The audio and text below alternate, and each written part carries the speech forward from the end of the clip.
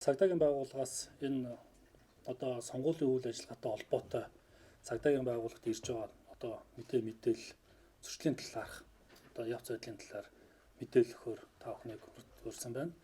За сонгуулийн тухай хуулийн 86-гийн 1 87-гийн 11-ээр одоо цагдаагийн байгууллагад хариуцуулсан чиг үүргийн хүрээнд энэ саналын хуудас болон санал тоолох машиныг орон нутагт одоо сонгуулийн санал авах байранд хүргэх ажлыг бол зохион байгуулж ажиллаж байгаа, хамгаалтанд ажиллаж байгаа.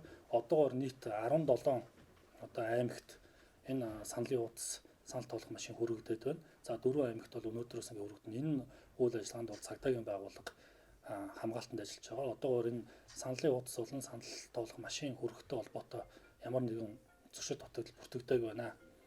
За цагдаагийн байгууллага сонгуулийн тухай хуулийн 117 дугаар зүйл заасан дагуу энэ сонгуулийн хууль тогтоом зөрчсөн бол энэ зөрчил мэдээллийг шалгах үүргийг бол цагдаагийн байгууллага хариуцж байгаа.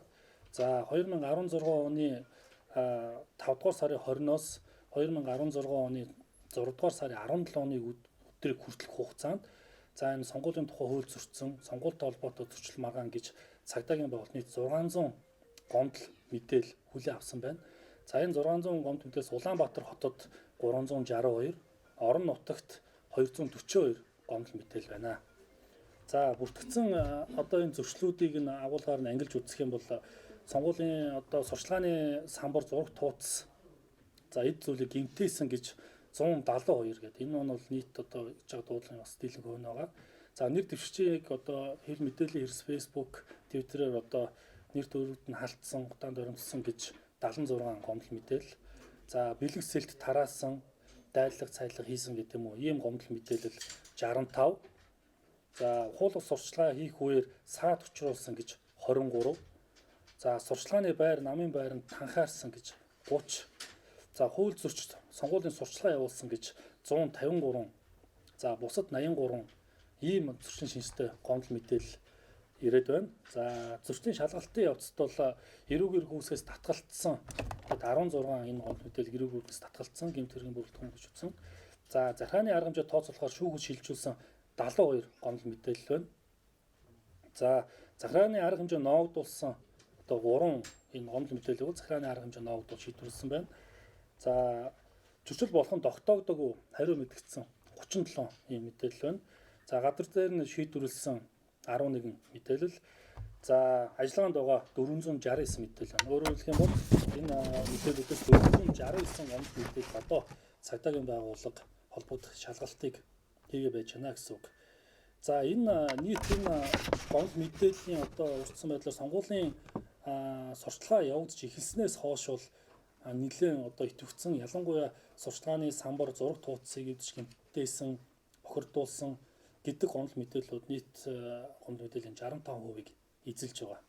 За сурчлагын ухуулах хуудас энийг одоо гэмтээсэн, одоо урс тасцсан гэдэг асуудлыг шалгах үед бол 3 удаагийн энэ одоо гомдлын дагуу шалгаж холбогдох хүмүүсийг тогтоосон. Энэ маань бол хүүхдүүд одоо энэ үйлдэлсэн болох нь бол тогтоогдсон байгаа. За цагдаагийн байгууллагад өгж байгаа дуудлага мэдээлэл маань зарим тохиолдолд хууль тогтоом заасан нас бусад одоо өөрсдөө үл ойлголт цуггүйгээс за зарим тохиолдолд энэ саналын одоо сурчлагын одоо самбар үзүүлэнгээ одоо аюулгүй байдлыг хангуулах гэдэг юм уу алга болсон гэж худлаа мэдээлэл өгдөг. Очоод шалгаад үсээр байдаг. Тэгэхээр энэ нь бол одоо бас алдагдахаас сэргийлж байна гэдэг ийм цагдаагийн байгууллагын үндсэн одоо хууль тогтоом заасан чиг үүргээ явуулахад хүндрэл учруулсан ийм мэдээллүүд одоо их ирж байна. За ингээд одоо цаашид энэ сонгуульд оролцож байгаа нам эвсэл энэ бие даагч болон иргэд маань энэ сонгуулийн хууль тогтоомжоо сайтар судлах хэрэгтэй байна. Энэ сонгуулийн хууль тогтоомж заасан одоо чиг үүргэнд хуулиа биелүүлж ажиллахыг цагдаагийн байгууллагаас анхааруулж байна. Цагдаагийн байгууллага бол сонгуулийн энэ үйл ажиллагаанд альва нам эвслээс ангид зөвхөн энэ хуулийн хүрээнд үйл ажиллагаа явуулна. Энэ одоо сонгуулийн тухай хууль заасан дагуу одоо үндслэг гомдол мэдээллийг шалгах, энэ шийдвэрлэх, шүүгэж шилжүүлэх энэ одоо эрүүгийн гүйс хүндлэлтэй бол эрүүгийн байцаан шилжих хууль заасын дагуу энэ чиг үүргээ хэрэгжүүлж ажиллана. Цагдаагийн байгууллага альва нам эвсэл энэ сонгуулийн үйл ажиллагаанд улс төрөөс ангид зөвхөн хууль тогтоомд заасан үүргийн дагуу ажиллаж байгаа гэдгийг бол хариуцлагатайгаар мэдэгдэж байна. За энэ нь одоо нэр дэвшиж байгаа одоо бие даагч нам эвслээс нэр дэвшиж байгаа ялангуяа энэ сонгуулийн сурчлагын штабд ажиллаж байгаа хүмүүс маань энэ сонгуулийн хууль тогтоомжийг сайтар судлах хэрэгтэй байна. Энэ хууль тогтоомж мэдэхгүй сайтар судлаагүй гэсээ бас сонгуулийн хууль тогтоомж зөрчиж энэ хариуцлага хүлээж байгаа юм асуудал байна. Иргэд ч гэсэн мөн энэ тал дээр бас иргэнийхээ үүргийн хувьд бол энэ хууль тогтоомж сайтар судлах хэрэгтэй. За цаашид энэ сонгуулийн үйл ажиллагаатай холбоотой худал ташаа мэдээллүүдийг одоо цагдаагийн байгуулалтад ирүүлж энэ одоо цагдаагийн байгууллага үндсэн хэмжээтэй тэмцэх нийтийн хэв зүйн сахиул олон нийтэд аюулгүй ханх чиг үүргээ хэрэгжүүлэхэд хүндрэл учруулахгүй байхыг бас мөн анхааруулж байна. Худал ташаа дуудлагыг чинь ард үндсэн одоо иргэний эрх ашиг хохирсон дуудлага мэдээлэл явах хэвээр цагдаагийн албаагч манаас тэр өмнө дээр ажиллаж байгаа гэдгийг бас анхаарах хэрэгтэй. Тийм учраас л энэ хуулийнхаа дагуу цаашид энэ альва асуудал төр бол бас энэ хууль дүрмийн дагуу одоо ажиллахыг бол цагдаагийн байгууллагаас за баярлалаа.